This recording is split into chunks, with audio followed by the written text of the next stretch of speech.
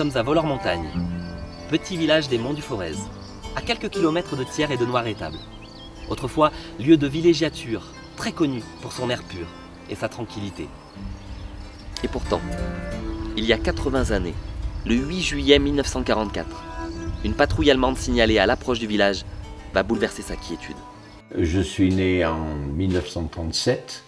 J'avais 7 ans quand les événements se sont produits à Vollore-Montagne. C'était la période des foins. Mon père fauchait, là, et le voisin aussi. Alors les enfants, nous, on courait un petit peu partout dans le village. On jouait à la guerre d'ailleurs, les 3 quarts du temps. On avait des fusils en bois. On avait vu, dans les jours précédents, on avait vu des équipes de maquisards qui étaient venus, qui se présentaient et qui cherchaient de la nourriture. Au-dessus de Vollore, aux Ralières, près du col du Pertuis, sont installés depuis une semaine des résistants appartenant au maquis Guy Moquet. Il y avait un camp de maquis là, qui était là depuis le vendredi précédent. Donc il y avait déjà, ça faisait 8 jours, puisque ça c'était le samedi. Et ils étaient 3, dont l'intendance qui était aux Ralières. Il y avait un autre camp qui était dans le bois ici, où ils étaient je sais pas, dans les 80 là. Et puis les Polonais qui étaient en bas, dans le bois en bas. Là. Ils étaient en trois équipes là. La plupart de ces résistants étaient des gens d'origine polonaise qui étaient venus travailler dans le bassin minier de la Combelle et qui s'étaient engagés donc dans le FTP du 103e bataillon de Guy Moquet. Ces gens faisaient parler de la MOI, c'est-à-dire que la MOI c'était une composante du FTP, c'était main-d'œuvre ouvrière immigrée. Et le camion était situé devant la porte, là, ici, là, sans plus de machin que ça, il y avait du bois, et je ne savais pas là, qu'il y avait 400 litres d'essence qui étaient cachés dans le bois. Il y avait un camion qui était plein de chemises, qu'ils avaient piqué à courre-pierre. Puis un autre camion qui avait leur intendance, leur matériel, les longues vues, les machins, et puis des tas de pelles, de pioches, des stores de pelles et de pioches qu'ils avaient pris où, j'en sais rien. Parti d'Aubusson le matin, une compagnie de reconnaissance composée de 22 soldats avance, en colonne, par 2, portant mitrailleurs, mortiers, fusils mitrailleurs et équipements radio.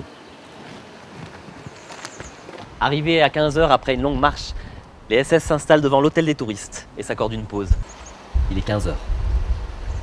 Elle travaillait aux touristes à Vollore-Montagne, c'est là que les Allemands se sont arrêtés. Ils sont arrivés à Vollore-Montagne, ils ont voulu faire une halte, ils ont laissé 2 gars de garde. Les maquisards des Ralières arrivent à Vollore par le chemin de Puy-Besson. Il leur a servi à boire. Ils ont demandé, il n'y a pas de terroriste. Il dit, il n'y a pas longtemps que je suis là, je ne peux pas vous dire. Et au moment où je disais, il n'y a pas de terroriste, ça a été. Les maquisards qui descendaient d'ici arrivaient en voiture jusqu'à quelques centaines de mètres, et puis ils prenaient ce petit chemin qui suivait le long de la route, et quand ils arrivaient là-bas, ils se mettaient à tirer, mais comme ils tiraient derrière des fougères, et que les autres étaient braqués là-bas, et qu'ils voyaient à travers les fenêtres d'où ça tirait dans les fougères, ils n'avaient pas de peine à les blesser ou à les tuer. Les maquisards attaquent la patrouille allemande. Surpris, une partie des Allemands se réfugie dans l'hôtel pour résister. L'autre partie, qui n'a pas pu rentrer à temps, passe derrière l'hôtel du pont et passe par le chemin des Voisettes.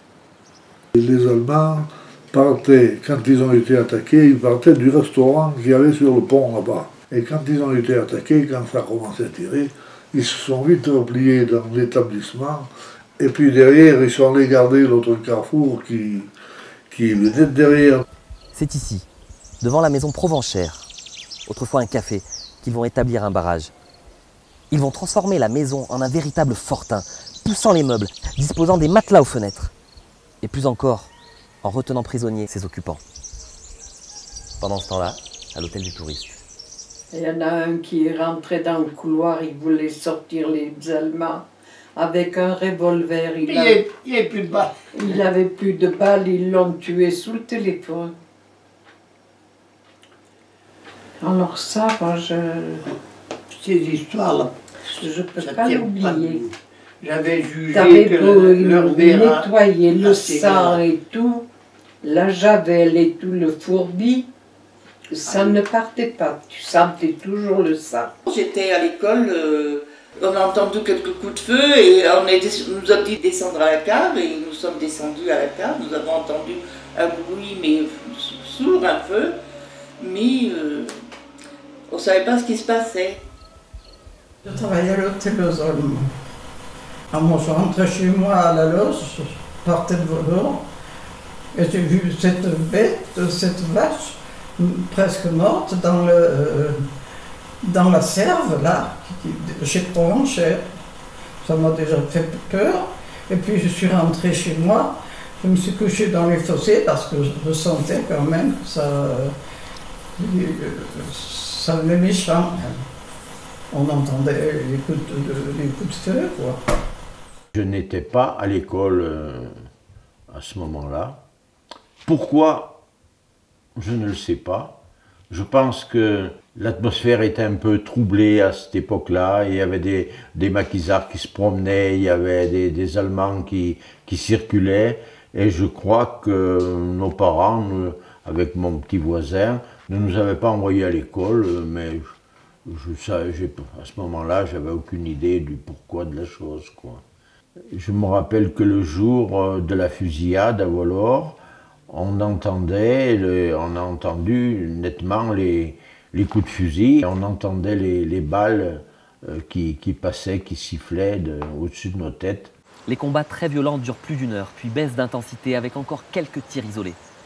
Les Allemands restent retranchés dans l'hôtel. Et après, le soir, ça s'est arrêté et on a vu nos parents qui venaient nous chercher. Et là, on nous a expliqué qu'il y avait eu une bagarre entre les Allemands à l'hôtel des touristes et le maquis dans le bois au-dessus. Et il y avait une dame qui était sortie de haut, qui se promenait, ils l'ont prise en otage, Madame Cartade. Une autre qui se promenait aussi, Mademoiselle Bertrand, elle a reçu une balle dans la cuisse, elle. Il y a eu 14 maquisards tués et 3 civils.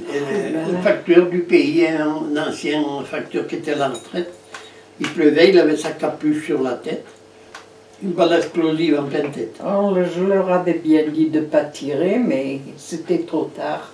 Comment il s'appelait celui qui habitait dans le pré, que je l'avais sauvé la vie? Du rideau. Un ancien garde forestier, il allait panser ses poules. Il allait panser ses poules. Il y a un Allemand qui l'avait pointé. Là, là. Non, mais je dis, vous voulez tuer tout le monde ici? Marinette restera prisonnière toute la nuit avec la famille Prugne et Raymond Vachia, leur ouvrier. Quant aux blessés, on recense Fraisse et Bassy. Celui-ci, posté devant l'école, est touché sous l'une des voûtes par une balle explosive qui lui a éclaté la main. Sa moelle épinière sera sectionnée par une autre balle. Monsieur Charrier, l'instituteur, qui depuis l'école assiste impuissant au combat, prévient par téléphone le docteur Duno de Volorville. Celui-ci monte à vélo et arrive vers 20 h. Mais il ne peut s'approcher de Bassy, étendu, paralysé, toujours en ligne de mire des Allemands. Vers 21 h, un camion transportant une quinzaine de maquisards qui pistaient la patrouille SS arrive à son tour, en vue de Volor, par la route d'Augerolles. Celui-ci est stoppé net par le tir des Allemands postés au carrefour. 3 résistants sont aussitôt atteints par les tirs de balles explosives et décèdent. Les maquisards, dont 2 de leurs chefs sont morts dans ce combat, décident de se replier. Vers 23 h, profitant de l'obscurité, le docteur Duno, accompagné de M. Charrier, tente de s'approcher de Bassy. Mais arrivés vers la croix, ils essuient le tir des Allemands. Avec beaucoup de précautions, ils parviennent en rampant à joindre Bassy, toujours conscient, et le ramènent non sans mal. L'instituteur témoigne. Le bon docteur Duno, assez corpulent et peu rompu aux exercices sportifs, suffoque. Et nous devons nous arrêter plusieurs fois pour lui permettre de reprendre son souffle. Le blessé est amené au café Matet. Il n'y a aucun espoir de le sauver. Les SS quittent l'hôtel Prugne et rejoignent ceux restés à la Voie 7. on relève le corps de 6 maquisards autour de l'hôtel, près de la scierie. Celui du facteur, monsieur Olivier, en face de l'écluse. Une ambulance venue de Thiers pour transporter madame Bertrand est réquisitionnée par les Allemands pour transporter leurs blessés. Et puis dans l'après-midi, ils sont venus nous dire qu'ils risquaient de brûler les fermes de Machin. Et ce qui fait qu'à la nuit tombée, on est parti coucher dans une ferme à côté. Là.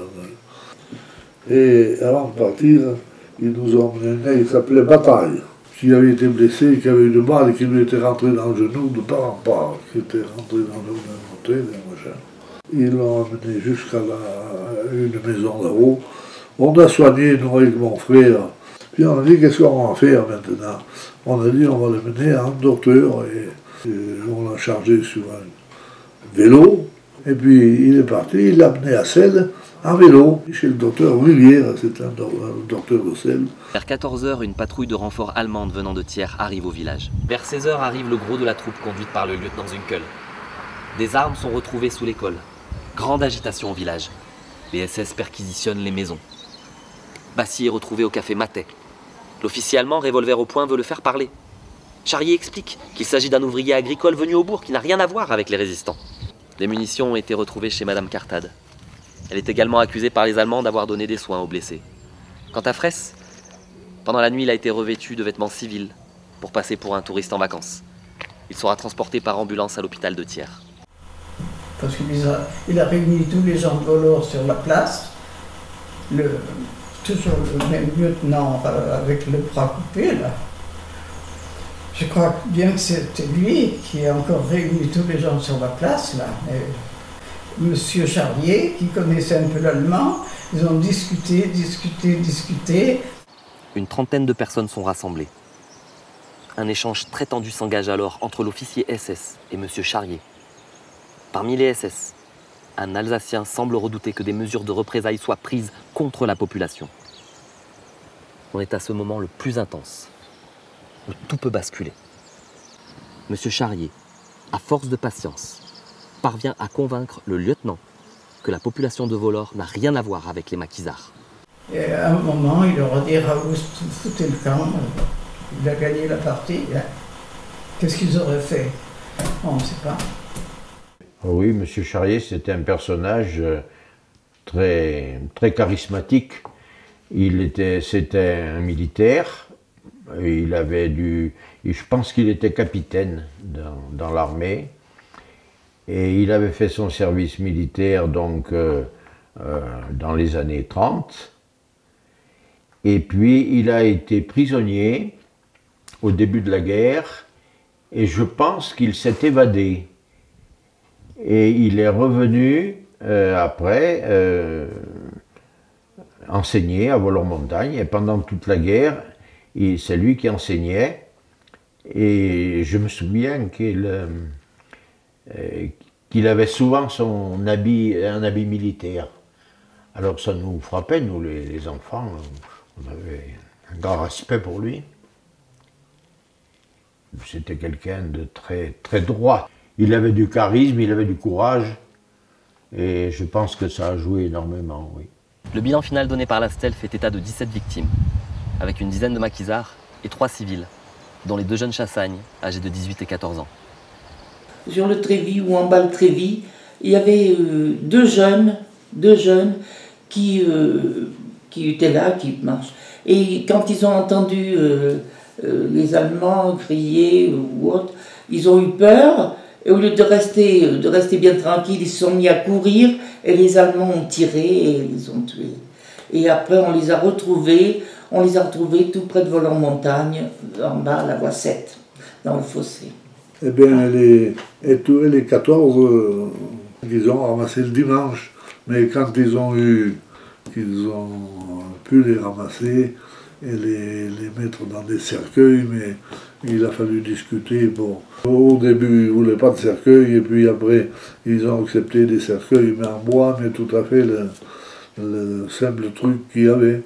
Et c'est les gens du pays, là, les jeunes qui allaient dans le pays à ce moment-là, qui se sont chargés de ce travail-là, de ramasser et de les enterrer. Après une démonstration de force sur la place du village, Les Allemands décident de repartir. Ils emmènent avec eux Bassi, 2 maquisards inconnus blessés à la Voissette et 3 civils, dont M. Roche des Chabanettes. Dans un rapport de l'armée allemande, il est fait état d'un affrontement violent avec une 50aine de terroristes. Et il est mentionné comme butin. 1 touriste, 3 camions, 2 bicyclettes, 1 FM, 11 fusils, 2 pistolets et divers matériels, comme couverture, chemise, mais surtout des papiers et documents sur les activités terroristes. Bassi mourra le lendemain, en cellule, à Thiers, Fraisse à l'hôpital. Et je ne sais pas si le lendemain ou le surlendemain, ils ont enterré les maquisards qui avaient été abattus. Là, ils les ont enterrés. Quelques familles sont venues en récupérer quelques-uns, et ceux que les familles n'étaient pas venues, on les a enterrés dans le cimetière de Voleurs-Montagne. Et ils ont amené, je me rappelle qu'ils nous ont amené les enfants des écoles à l'enterrement des maquisards qui avaient été tués là.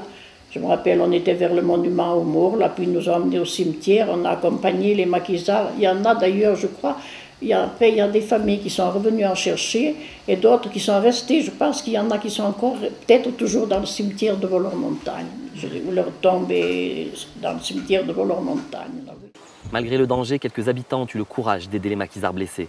Et grâce à leur sang-froid et à l'intervention de M. Charrier, les Volrois ont sans doute échappé ce jour-là à une répression sanglante du type de celle perpétuée 1 mois plus tôt à Oradour-sur-Glane. Ça nous a fait peur, ça nous a fait peur, pas trop. J'ai pas eu l'impression qu'on ait eu tellement peur.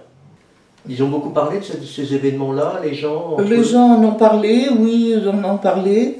Ils en ont parlé, mais quelques jours après, je me souviens, il y a les Allemands qui sont passés dans les maisons. Ils sont passés dans les maisons et ils ont regardé partout. Partout, dans les chambres, partout, tout ça. Ils avaient même ouvert mon lit, que je n'étais pas contente. Hein. Et puis après, quand ils sont repartis, je les revois encore, ils se sont mis vers la cuisinière, là, et ils ont parlé, ils ont demandé des choses à ma mère, mais elle n'a jamais pu comprendre ce qu'ils voulaient. Ils montent assez souvent. Hein. Et le dernier jour, ils sont montés, là, ils sont partis de Voleurs. C'était vers 11h du matin, alors là, on s'en rappelle. Hein. Oh, le mois suivant, le 103e bataillon FTP du maquis Guy Moquet participera à la libération de Thiers. Et depuis chaque année, un hommage est rendu aux victimes de cet événement tragique. Friedrich. Mort pour la France. Benarek. Mort pour la France. Stravinsky. Mort pour la France. Adam. Mort pour la France. Luger. Mort pour la France. Furmanovski. Mort pour la France. Pasca. Mort pour la France. De Stern. Mort pour la France. Dupré. Mort pour la France. Dupic. Mort pour la France. Fraisse. Mort pour la France. Bassi. Mort pour la France. Chatin. Mort pour la France. Olivier. Mort pour la France. Chassagne. Mort pour la France. Et Chassagne. Mort pour la France.